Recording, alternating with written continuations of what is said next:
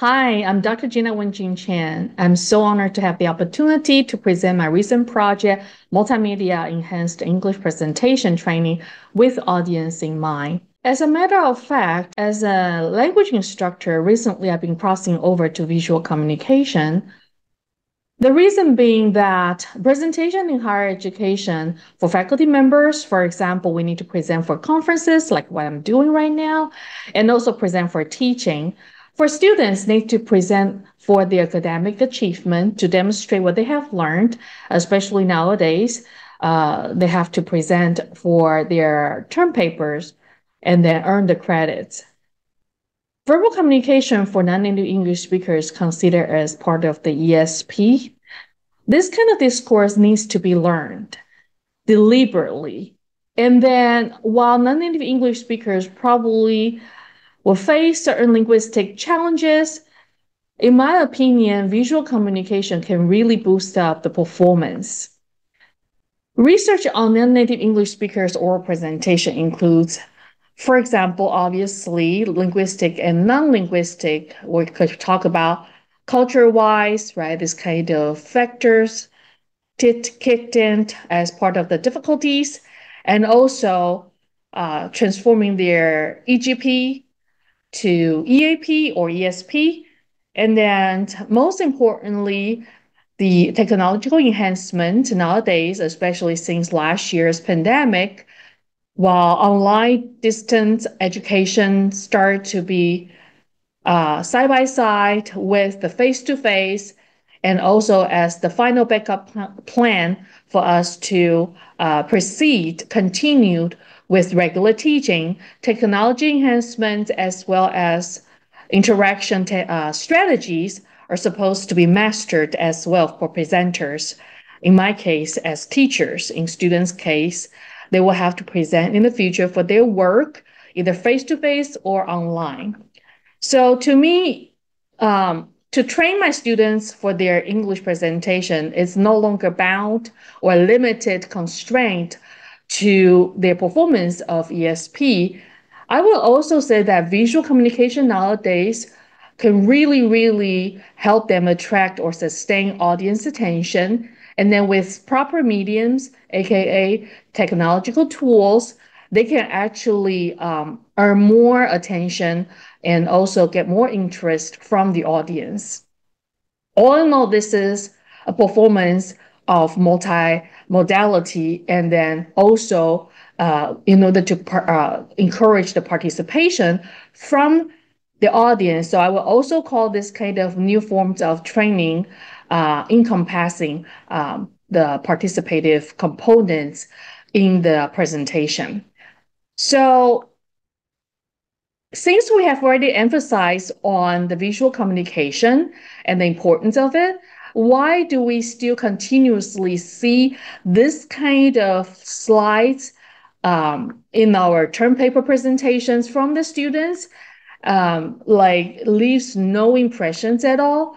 And also, a lot of times, instructors like ourselves, without proper training of visual communication, can easily design this kind of classroom lecture note or PowerPoint slide for their class.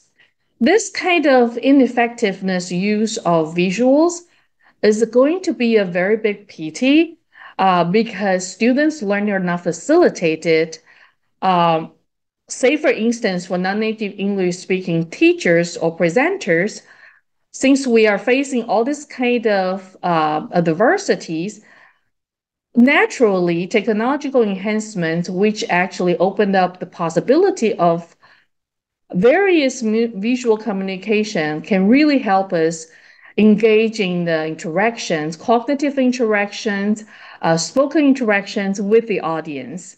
The importance of effective use of visual communication for non-native English speakers when it comes to English presentation, it actually helps presenters augment impression and also illustrate abstract concept and also make our teaching more explicit, and most importantly, to direct audience or students' attention.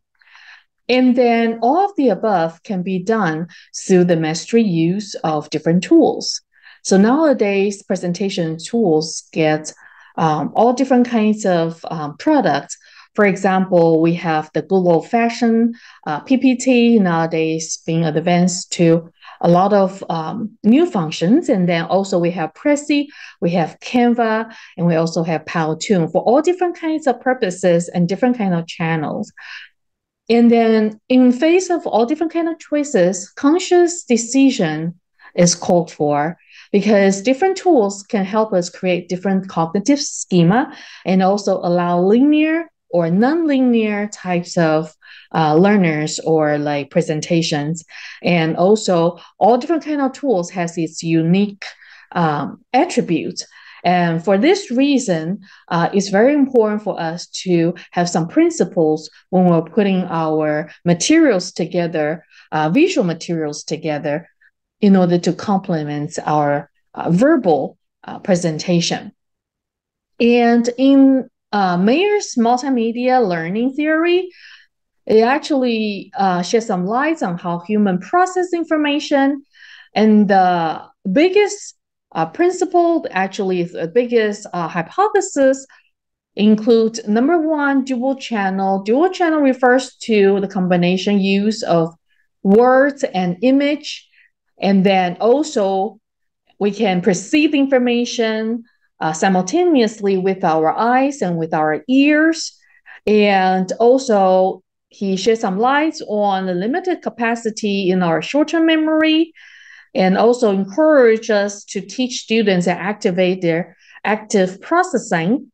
All the above actually becomes very important teachers' professional development, because by having this know-how, we can help students process, we can help audience process all different kinds of information by identifying keywords, key messages, and constructing cognitive schema for the audience to acknowledge the relationship between keywords or key messages, or to break down complicated theories or information into a smaller segments and present them, package them in linear or nonlinear order.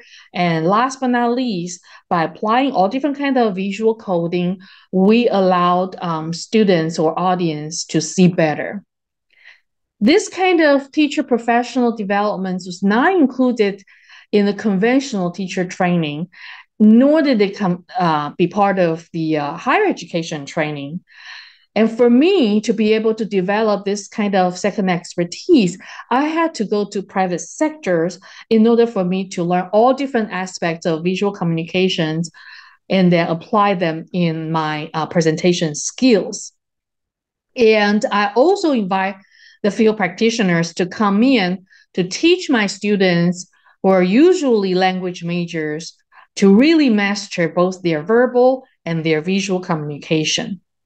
So in the project I just recently finished, I actually have 22 Taiwanese college students, mainly from foreign language majors, politics majors, business management, and I also have one exchange students from France. And the whole project lasted for 3.5 months, which is actually approximately one semester. And the course title is Multimedia English Presentation and Communication Strategy. In this new types of presentation training, I actually incorporate 3 different kind of components and kind of like gradually help my students develop the respective skills and then eventually merge them together. And we can see that in the beginning, we start from something students already have pretty good foundation. That's the ESP, the oral communication part. And then in the middle of the semester, we added visuals, not only talking about the display, but also infographics creation. And then last but not least, I want to encourage my students to be a participatory audience and also turn their own presentation into something participative. So with the 3 different components, combining with all different kind of tools, different field practitioners came in to join me for team teaching. And we can see that they each mastered in different types of skills, and then students really, really enjoy the workshops. In order to meet students' learning needs, I investigated their strengths and weaknesses when it comes to presenting in English before the semester. And then I asked them about these 4 different aspects of skills they usually consider or need in their presentation. And then, based on the findings, based on the results of the survey, I managed to tailor made instructions for them because I realized that a lot of times, without addressing individual needs, it will be impossible for them to really improve drastically. After the needs analysis, when I looked into the result, I realized that 2 things became students' biggest challenges. The first one we can see here is communication strategies, because communication in the context of presentation is not supposed to be one-way lecturing. We should actually encourage the audience to participate as well. This calls for strategies and practices. The second one is visual. Obviously, like I just mentioned, this part of the instruction has been missing in higher education, not to mention teacher professional development. Seeing the results of students' learning needs, I put together all different kinds of learning activities to address students' weaknesses. For example, they need to learn from some famous models, like in this case, Steve Jobs' game plan and how he interacted with the audience with lots of different kinds of strategies, and then his game plan to push his presentation to the classic model. And then also students need to practice their contrastive stress and also intonation when they're talking, so that way they can really highlight verbally some of the key concepts in their communication with the audience. And also they learn from the online models they found to kind of combat their weaknesses by doing the 30 seconds impersonation and record it themselves so they can see how they're perceived. And crossing over to visuals, students learn to draw and produce effective infographics.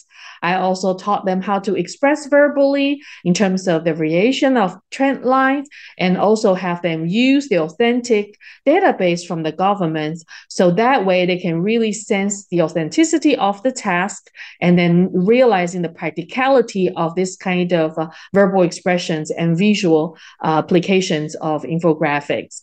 And then they put together all the skills that they learned and demonstrated their accomplishment in a presentation, acting as marketing team for a big company, sportswear, sports gear company, and then really recommend some of the effective use of the marketing strategy. And then coming down to the use of all different kinds of mediums, that would be technological tools, all different kinds of presentations available on the market. I actually picked 4 different types. The first one is the good old-fashioned PowerPoint. Nowadays has been really strong, after adding a lot of different features. And then I have students practice Canva, Prezi, and last but not least, Powtoon. So this way, students realize there are all different ways to organize and present, and then have fun with it. So like we can see here, this is actually one of the tutorial demonstration I did with the students. Students will actually turn the long news passage into mind map and use different tools, Prezi and Notion, to draw mind map and then turn them into wonderful visual representation, and then also use Powtoon to make online videos.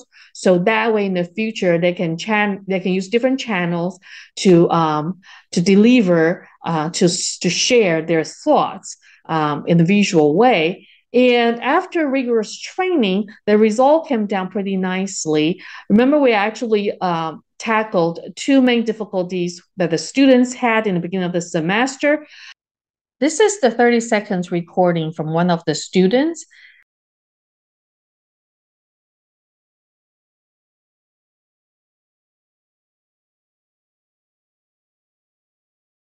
Everyone, it is Tina, and today I'm going to introduce a writing task called Dictogloss, which is a writing activity that can help students improve and practice their writing skill. Okay, so here is my table of the contents. First, I will introduce the features and the procedures of this writing task, and then some reminders at the last will go to conclusions. Okay, so in a historical view, Dictogloss is a strategy and this student in this entry assessment, she kept talking non-stop so fast in order to show that she was very familiar with the content and also she's fully prepared. And she focused on verbal fluency and accuracy, but overlooked the interaction with the audience. And also, she looked really stiff as if she was refraining herself from doing body language or gestures. And then we could see she jumped right into the core content without showing the intention to connect with the audience and help them understand the significance of the topic. In other words, she did not attempt to build common ground with this audience, but just cared much about her own verbal fluency. Fortunately, after completing the training, she had made a huge progress by becoming more aware of her audience. And also, she entices the audience and patiently give them time to think and respond.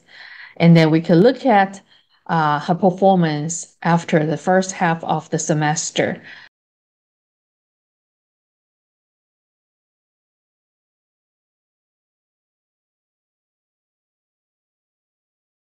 Good afternoon, everyone. Okay. Okay, very good. Thank you. So I'm the representative from the branches in Gongguan, which is in the south of Taipei, and today I'm going to do a quick data analysis for our Mother's Day event. Okay, so just a very quick introduction of our story. Well, obviously, her deliberation of placing long pauses to appeal audience attention, reinforced with her body language, is obviously very effective. Although the total word counts is fewer, she still stirred up the interest and participation from the audience already. And the fluency still sounds good, and the verbal communication quality is drastically improved. On the top of VSP verbal training, students also learn to use visual elements to sustain and direct audience attention, and also to facilitate audience cognition. That would be information processing. This know-how encompasses the use of principles such as balance, contrast, proportion, and hierarchy to create an overall sense of visual harmony and effectiveness in conveying message or ideas. So enjoyable to read or view and so supportive to presenters' verbal communication. And like I said, because this part of the know-how is actually absent from students' prior schooling. So I asked them to practice and then really get some feedback from each other and from me, and also look at some really nice demonstrations from the field practitioners and myself. And then here's the progress made by the second students. Take her, for example, in her first presentation, the first 3 slides below, you can see, evidently validate her lack of know-how to properly compose visual elements.